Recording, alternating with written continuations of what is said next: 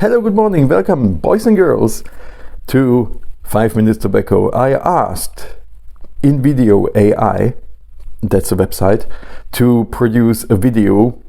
You just write in a prompt something like create a 7-minute video about snuff manufacturing, include the history and the industrialization, a few manufacturers and some recommendations. You can choose a voice. I took a narrator which sounds really awful, you will see, and it's using iStock images and B-roll, and it's awful. Anyways, have fun watching it. I have a job for you, a little homework, and you can win this flask, the Glückaufprise flask, if you find all the mistakes that are in the video.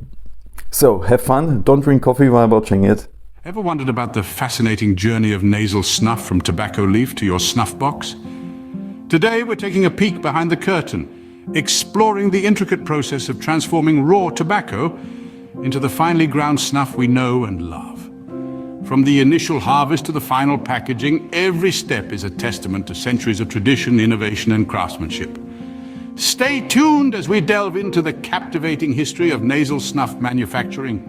Our story begins in the early 19th century, an era of handcrafted excellence. This was a time when the art of snuff manufacturing was in its infancy, a period when the process was labor-intensive and the tools were primitive. The early snuff makers were artisans, crafting their products with a combination of skill, patience, and a deep understanding of the tobacco leaf. The initial process involved air curing the tobacco leaves, a method that allowed them to dry naturally in the open air. This process, while time-consuming, was essential to developing the rich, robust flavors that snuff enthusiasts came to love. Once cured, the leaves were then ground into a fine powder using water and wind-powered mills. This was a slow, meticulous process, but it was crucial in creating the perfect texture for snuff. In these early days, snuff manufacturing was a cottage industry with small-scale manufacturers scattered across Europe. Among them, some names stood out for their quality and the popularity of their products. Names like Fribourg and Traillet from England, Bernard from Germany, and Postel from Austria. These manufacturers were renowned for their dedication to quality and the variety of their offerings. Fribourg and Traillet, for instance, were famous for their high dry toast, a snuff that was known for its dry, finely ground texture and its subtle, complex flavors. Bernard, on the other hand, was lauded for their Schmalzler, a moist, coarse snuff with a distinctive, rich aroma. Poschel, meanwhile, was celebrated for their Gavith apricot, a snuff that combined the natural sweetness of apricots with the robust flavor of tobacco. These early manufacturers set the standard for snuff production, their techniques and recipes becoming the benchmark for quality.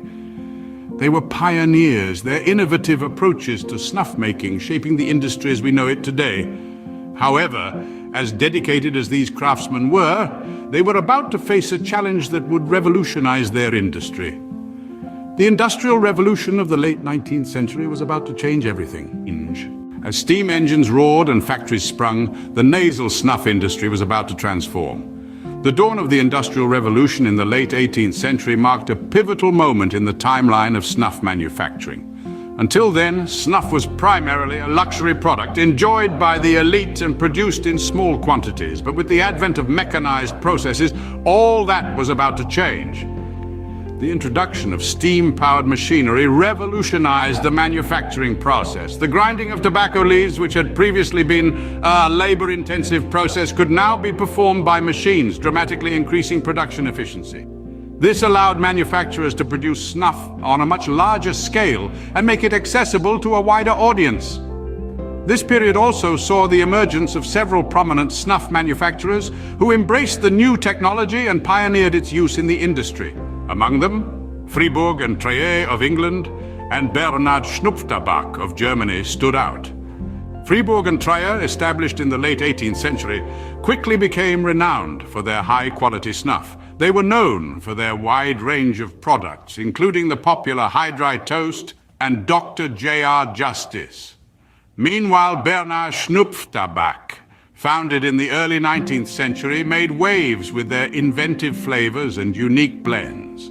Some of their most well-loved offerings included Magic Moments, Apricot, and Wintergreen. These manufacturers, and many others like them, saw the potential of industrialization and harnessed it to their advantage. They transformed snuff from a niche luxury into a widely enjoyed commodity, shaping the industry as we know it today. But the story doesn't end there. As the wheels of progress continued to turn, they brought with them even more changes and challenges. The 20th century, with its rapid technological advancements, was just around the corner, and with it came a new era of innovation and mass production in the snuff industry. The 20th century brought in its wake an era of innovation and mass production. With technology at its helm, the 20th century marked a new chapter in the history of nasal snuff manufacturing. Automation and modernity introduced new techniques that enabled fine grinding and blending of tobacco to produce snuff. Some of the most popular manufacturers of the era include McChrystal's, Toc, and Fribourg and Treyer. These companies have produced numerous products with varying flavors and strengths, adding to the rich tapestry of snuff varieties. For instance, McChrystal's offers the classic original and genuine, the zesty O&G Lemon, and the warm Highland Ice. Toc, on the other hand, offers a wide range of flavors, such as the refreshing Tokay Menthol, the exotic Tokay Chocolate, and the unique Tokay Cheese and Bacon. Fribourg and Treyer, with their long-standing tradition, have given us the likes of the robust High Dry Toast, the aromatic Prince's Special, and the subtle Bordeaux. Snuff manufacturing in the 21st century continues to evolve, with manufacturers experimenting with new flavors and blends while adhering to the traditional methods of production. As for the health effects, nasal snuff has been reported to provide some benefits, such as increased alertness and improved cognitive function. It's important to note, however, that this doesn't negate the need for responsible use. As we journey forward, the legacy of nasal snuff continues to evolve. From the artisanal mills of the 19th century to the high-tech factories of the 21st, the journey of nasal snuff is truly captivating. We've traced the path of this unique product from the early days of simple small-scale production through the transformative period of industrialization, right up to the present day. We've seen how manufacturers, both big and small, have left their indelible mark on the industry, creating and refining around 25 notable products that have become household names across generations. The advancements in technology and manufacturing techniques have only bolstered the popularity of nasal snuff, without diminishing the essence of its traditional charm. We've also touched upon some potential health benefits, a topic that has been a part of the snuff narrative for years. All these elements combined make the history of nasal snuff manufacturing a fascinating tale to tell. Thank you for joining us on this fascinating journey through the history of nasal snuff manufacturing. Until next time, here's to the snuff enthusiasts. Did you like it? How was it?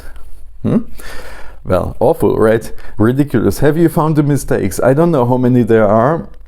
I don't tell you, okay? There are many of them. Especially when he describes the flavors, right? So I want you to comment. This one time I want you to comment.